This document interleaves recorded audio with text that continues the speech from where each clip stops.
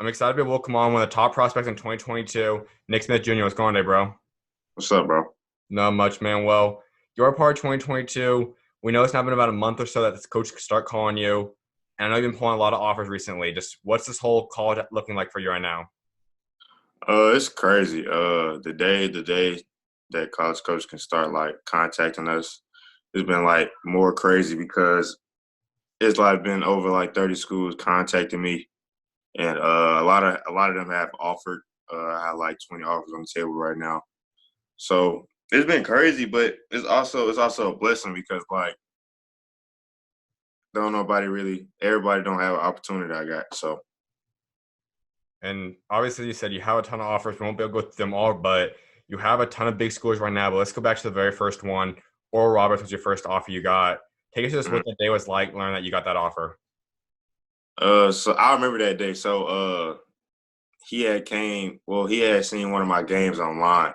Hmm. So he had somebody to tell me to contact him. So I contacted him. He was telling me he liked my game, and he offered me a scholarship. I kind of felt good because like I seen everybody getting offers, and I was asking myself why I haven't been offered yet. So yeah, and then ever since then it's just been going crazy. And take us to that night, as you said to me, your phone was blowing up with a whole bunch of schools. What time did the first call come in for you, and who was it from? I believe it was like with Florida. I believe it was like literally when like it was like 11:59, and like right when it hit 12, like Florida had contacted me, and then from then it was just like it got hectic. Did you get much sleep that night? Well, I went to sleep, but like I had to put my phone on that mode to where like it goes straight to voicemail. For sure. And so, I mean, let's kind of get into some of these schools right now. I mean, for you though personally, who are the schools showing the most interest for you right now? Arkansas for sure because it's home. They want me to stay. Mhm. I can say Auburn, Texas Tech, uh, Alabama. Uh, who else? Baylor. It's a lot of schools. It's like a whole bunch of schools, but like when it come all said and done, I'm gonna have to choose one. So yeah. You mentioned Arkansas is the one that's really going hot at you right now. You're the hometown guy, and they just put together that 2020 class, which featured all guys from Arkansas. Is that Mhm. something that would be cool for you to possibly be a hometown guy, a lot like those other guys that just commit there? I mean, yeah, it'd be cool, but at the same time, it's like it's kind of my decision, and it's like I'm trying to make the best decision for me, and not just go off what other people want, and how other people can make their own choices. So if I land in Arkansas, I land in Arkansas. It has nothing to do with me trying to stay home. It's like if I land in Arkansas, that's the best. That's the best like position that I'll be in. If I can commit somewhere else, I mean, that's the best position I'll be in. So staying home or somewhere close to home doesn't really have any impact on you then? No, it has no impact on me. Gotcha. And so what exactly are you looking for in a college? Like what's some of the maybe three biggest things you're looking for in a college? Uh, I mean, like right now, I'm just kind of like enjoying the process. Hmm. But like, what I'm really looking for is somebody like that can develop me into a pro, because I know I have pro potential. So like, I want a coach like to believe in me, believe in my abilities, like have the right guys around me and the right coaches. I got to be able to trust you. I gotta like be like close to where you can like just call you at any time, like a family vibe. Like it has to be like a real decision. Ain't no decommitting, bro. No doubt, man. And would you say it's kind of a priority for you to see a coach that maybe had a guy at your position, making go to the NBA in 1 or 2 years, or even have multiple guys that did that? Is that something you're looking for in a coach? Uh, I mean, it has a part of it, but not exactly. Hmm. And so let's go back to Arkansas real quick. We know Coach Musselman is an energetic, a fun coach, and he obviously does the pictures where he recreates a moment in NBA history. Hmm. I'm sure you're obviously probably going to take a visit at some point to them. If that's the case, what would you say would be your kind of dream iconic NBA moment you'd want to recreate? Well, I've been watching Arkansas ever since I was young, so Hmm. just going to like campus and seeing how it was like and putting on that jersey is like, I mean, it's nothing I can ask for really, because I've been watching them dreaming I had a jersey on since I was like a little kid. So And when you talk about Baylor as well as another big school, they're a school that just obviously put together the number one recruiting class at the moment for 2021. When you Mhm. see a bunch of top guys go to a school, does that make it a little more appealing to you? Of course, because obviously the best players trust that coach. So of course I'm gonna look into it. But at the same time, I'll try to I have to see by myself, not just going off what other people say. And that's a Big 12 school, another one of the big Power 5 schools, a big time conference as well. What do you Mhm. overall like about the Big 12? I really haven't. The Big 12 it has like great talent on it, a good competition. But the Big 12, the SEC, ACC is like the top three conferences. So you're gonna get the best out of it. Couldn't agree more, man. You also mentioned Alabama as a school. They're also a program that has been on the rise, had another great recruiting class in 2020. Just what do you like about Coach Oates and that staff? I haven't really talked to him. I talked to Coach Petway, the assistant coach. I haven't really got the chance to talk to the head coach, but they said they really liked my game. Uh, they said they was gonna recruit me hard, so that's basically what he been doing. I haven't really got a chance to get on the Zoom. They've been trying to get me on the Zoom. I mean, I'm pretty sure we're gonna get on the Zoom later, but right now I haven't really talked to him. Gotcha. And Alabama or Auburn's another one you mentioned. Coach Mhm. Pearl's a great coach, a high energetic. He's putting together more great classes and great runs as well. What do you like about Auburn and what they're creating down there? I love Auburn a lot. I went down there this year. Went to a game, and then the student body is just unbelievable. The game rocking. You can barely hear yourself talk in the arena. Uh, I mean, he just always keep it real with me, and always what I'm saying, tell me what's going on. And he always one thing I like about Coach Pearl is he gon' he not gonna sugarcoat nothing. You know what I mean? Mhm. And one of the coaches is came down is from Little Rock, so that has a big part of it. Mhm. And so take us through, like, if a coach is trying to land you off of a visit you take at some point, what's some of the stuff you'd want to be able to see at a school that would kind of be able to help them land you in terms of the campus, environment? What's some stuff you're looking for that way? I mean, like I said, just trying to turn. I'm trying to get to the pros. I ain't trying to do nothing too crazy. I don't really go to parties. I don't really do none of that. So at the same time, I want to be a kid. And I want to have fun. But at the same time, that's really not as important as what I'm going for. And you also have an HBCU school that offered you recently, NCAA and A&T. What do you like about them? And is it any kind of thing that'd be attraction to possibly go to an HBCU school? I really haven't thought about it until they actually offered. Mhm. It's actually kind of funny. When North Carolina A&T offered me a whole bunch of HBCU has been calling me and stuff. But Mhm. I think it'd be cool. I really be looking into that. Has it become like more realistic potential possibility for you now with everything going on? Uh, I mean, obviously in the world you can't ignore what's going on in the world right now. Mhm. Uh, we all want equality and justice. So of course, it has a part of my decision. But as well, I'm trying to make the best decision for me. Absolutely, man. Let's talk about your high school season. You had another big time year, a breakout season for you as well. Over 20 points per game this year. Take Over the us course through of the Yes. what it was season. season. like. It was a challenge.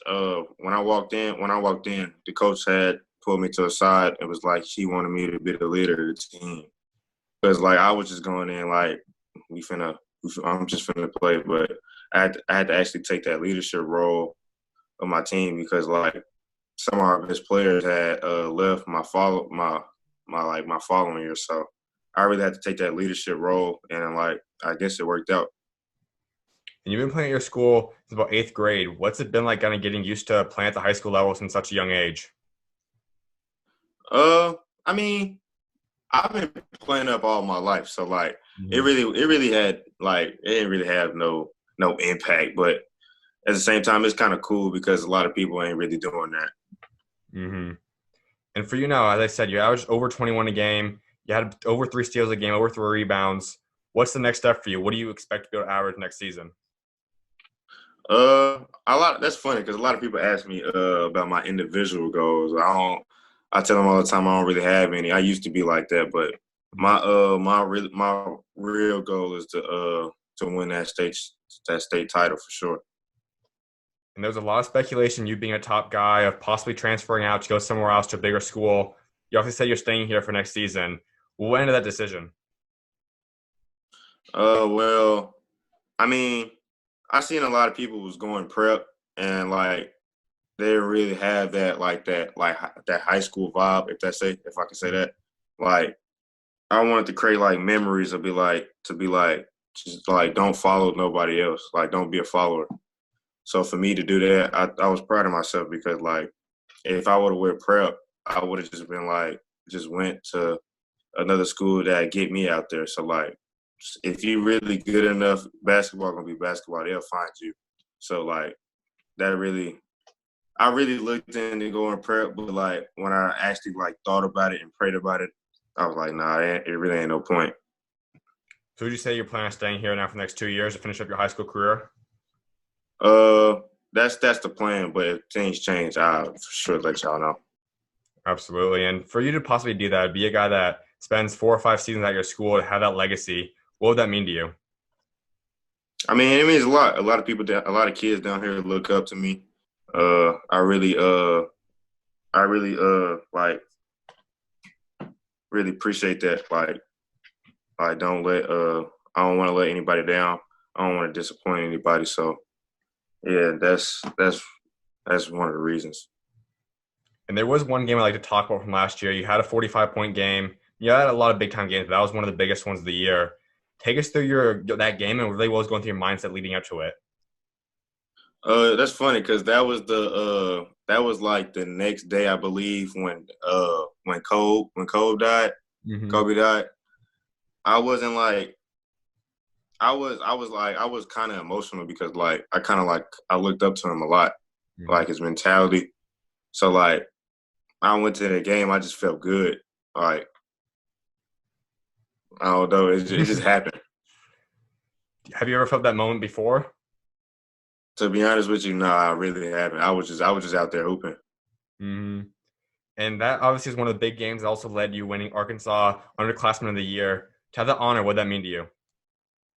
I mean, at the time, it was a great experience.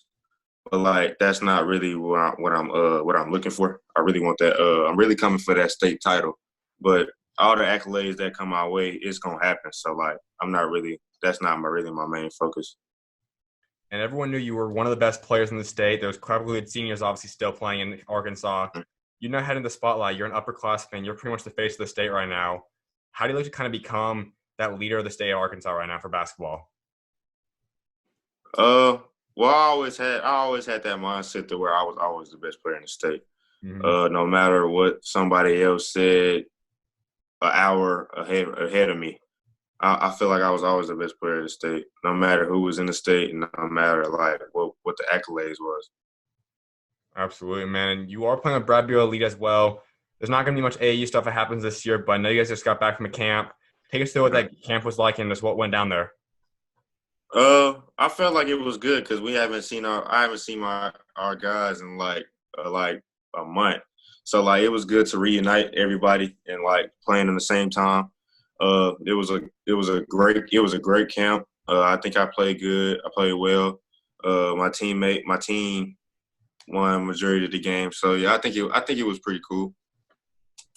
And you look at that team, obviously there's a ton of talent out there, and everyone talk about you were one of the best, if not the best player there. When you go into an environment loaded with that much talent, how do you kind of separate yourself to stand out the way like you did? Well, I mean, I think it's very simple. All you gotta do is just compete and like do the best you can. Start defense first, then work your way up. I think. I think when I get myself going, I really can't be stopped. And so what went your decision to go play with Brad Beal Elite? Uh, I mean, when they actually started to recruit me, it was really a no brainer. Because like all the stuff they had on the table, I couldn't like pass up that opportunity, and especially like getting like all the stuff I need to go to college. I'm gonna need all that like when I go to college or even the pros, so I can pass up that opportunity. And clearly, with the name Bradley Beal, it's his team. Having a guy that has done what you ultimately want to do, play in the NBA and play at an all-star caliber level, what's it been like just kind of having him around you and just having him just kind of learn from him? I mean, it's cool. A lot of people think he like some type of Hollywood dude. Mhm. He really like one of us. Like, you know what I'm saying? He played the game, like stuff like that, like little stuff like that. So like he cool. He'll tell you what's up for real. Like if you really rock with him, and if he really rock with you. So yeah, like he ain't like no type of like no Hollywood dude like that at all. And it's obviously a cool thing seeing all the players that sponsor teams and all that. But what's special about Bradley Beal, obviously, he even coaches some of your guys' games. He's clearly always involved as much as he can when he's off not playing the game. What's it like just having him around you guys and truly being invested in the program? I mean, it makes us work harder because like him seeing him like get where he at and he telling you you're not really doing nothing to like get there. I mean, it fills you up a lot because like of course we wanna get to that level. So we want to like do what he have done or even better to get where he at or even higher. That's how I think. What would you say is the biggest thing he's taught you or some of the biggest advice he's given you to this point? Uh, Probably had like how to handle myself Mhm. because like when I get on the court, like I don't think about nothing. I just do me. Mhm. So yeah, I can't really share all that, but yeah, I can give y'all a little something. For sure, man. You also had a big growth spurt that has really also developed you as well. You were about 6 foot, 120 pounds a year or so ago. You're now 6'4", almost over 170 pounds now. What's it been like adjusting to this new body? I've been in the weight room a lot. I gained a lot of weight. Mhm. Just trying to focus on my body, get bigger, faster, and stronger, and like get my body conditioned to where like I can play the whole game if I have to. So like yeah, that been a really big thing for me this past year. And by the time you're done growing and all that, what's kind of the body looking to have in terms of height wise? Where you think you might end up that way, and what kind of is the goal weight you want to be? Well, I really want to be like 6'7", 6'6". Hmm. But to be honest with you, right now I'm really trying to focus on getting like bigger, faster, and stronger. Like I said. Absolutely, man. A couple more things before I let you go. One is, I know you obviously want to create a legacy for yourself, both on and off the court. By the time you walk away from the game someday, what do you want your legacy to be? Uh, I don't know. That's a tough question. A dude. I don't want to. I obviously don't want nobody to remember me as a dude that like just played basketball. A dude that like helped other people out. Dude, a great dude that played basketball, but also like been a good dude his whole life. Good to people, stuff like that.